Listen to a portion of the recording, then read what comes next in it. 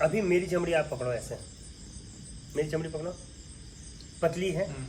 अब सेम आपकी भी मेरे से थोड़ी ज़्यादा है, लेकिन आप भी, मैं आपसे तगड़ा हूँ, है ना, लेकिन आपसे मेरी चमड़ी जो है पतली है ना, जबकि मैं आपसे तगड़ा हूँ। ये देखो इधर पकड़ो, ऊपर पकड़ो, ऊपर, ये देखो। लेकिन ये जिम का शरीर नहीं है। तो ये सब बातें समझने वाली है कि जब हम जीवन को समझ लेंगे, जीवन क्यों दिया कि मनुष्य देह सफल हो जाए, हमारा मानव देह सफल हो जाए, बड़े भाग मानुष तन पावा, लेकिन वो नहीं होगा क्योंकि बुद्धि शरीर से 5 ज्ञानेंद्रिय 5 कर्मेंद्रिय, उसके ऊपर हमारी मन, और मन से ऊपर है बुद्धि, और बुद्धि से ऊपर है हमारी आत्मा। इसीलिए जो हमारा हृदय है ना 24 घंटे ऐसे ऐसे पंप करता है, और ऑक्सीजन, इसको जो जो जो श्वासें हम लेते रहते हैं, बाबा भी श्वास लेते हैं, सत्यनारायण बाबा भी श्वास लेते थे, तो श्वास जो लेते हैं इसके साथ क्या जा रही है, ऑक्सीजन, यानी कि प्राणवायु, जिसको प्राणवायु। और शरीर को अगर ये चला रहे हैं ना पूरा शरीर, तो ये किसकी वजह से चल रहा है, सेल की वजह से, कोशिकाओं की वजह से। लेकिन इसमें कोशिकाओं का भोजन क्या है, वो है प्राणवायु, ऑक्सीजन।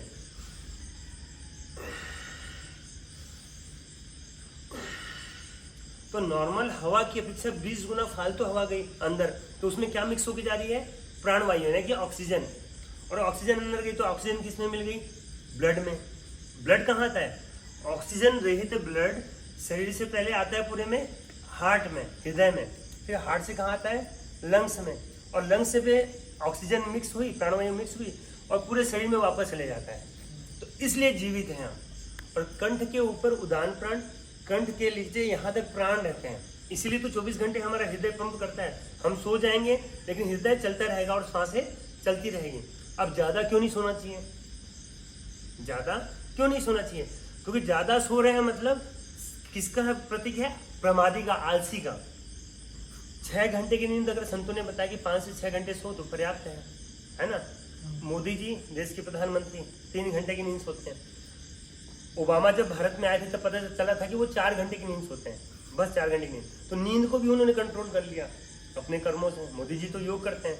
तो इस प्रकार से अपने आप को साध रहे हैं लोग, अपने आप को साध रहे हैं, तो ये भी तो तपस्या है। अब कण यहाँ तक प्राण है और 24 घंटे ये प्राणवायु की जो कि हार्ट पंप कर रहा है, इसलिए हम लोग जीवित हैं।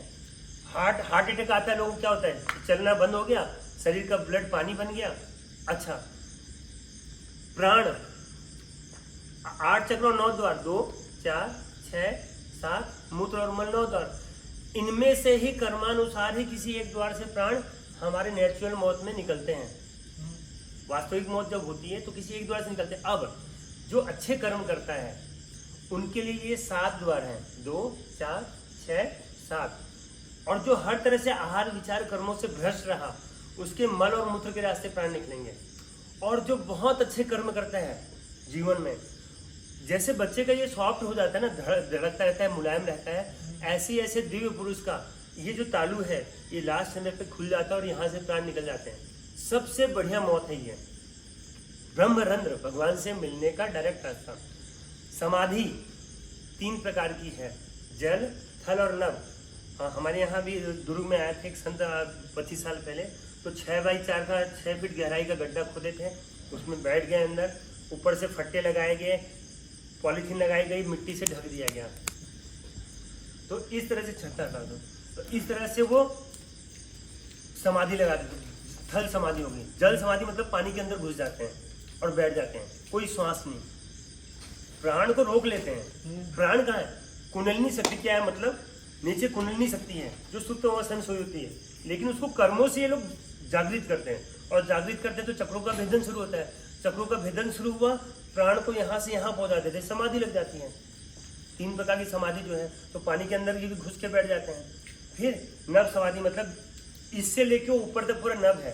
तो जो भी संत लोग तपस्या करते हैं, ध्यान करते हैं, तो ये हमारे पूर्वज करते आ रहा है। भगीरथ 60,000 वर्ष इस प्रकार से खड़े होके और 60,000 वर्ष तपस्या किए थे। तो 60,000 वर्ष मतलब जीवित कैसे थे, तो प्राण को रोक लेते हैं यहाँ लाके और तपस्या करते हैं। तब तो अपने सगर के पूरे पुत्रों का उद्धार किया।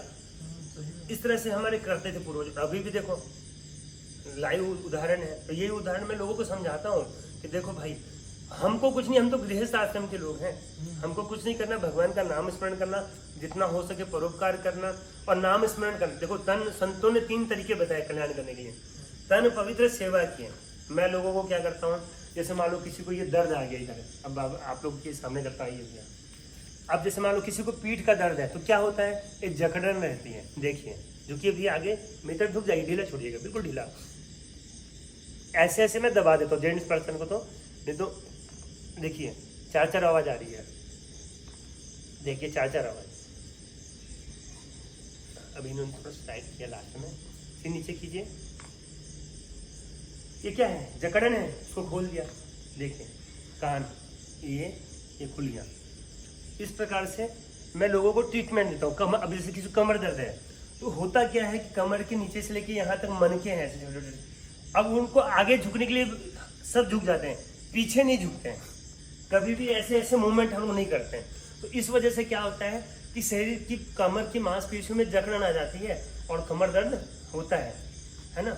तो शरीर को मैं क्या करता हूँ, ऐसे लेटा के उनको कमर पे ऐसे झटका मारता हूँ, कमर दर्द खुल जाती है कमर, तो कमर दर्द ठीक हो जाता है। तो इस तरह से तन पवित्र, सेवा किए, धन पवित्र किए दान, और मन पवित्र हरि नाम से। मेन मन है, डोंगरे जी भी मन पे ज़्यादा कहते थे, डोंगरे जी परम पूज्य संत श्री रामचंद्र जी डोंगरे महाराज मन पे ज़्यादा बोलते थे। और उनका पहला ही श्लोक था, बाबा करार विंदे न पदार विंदम मुखार विंदे विनिवे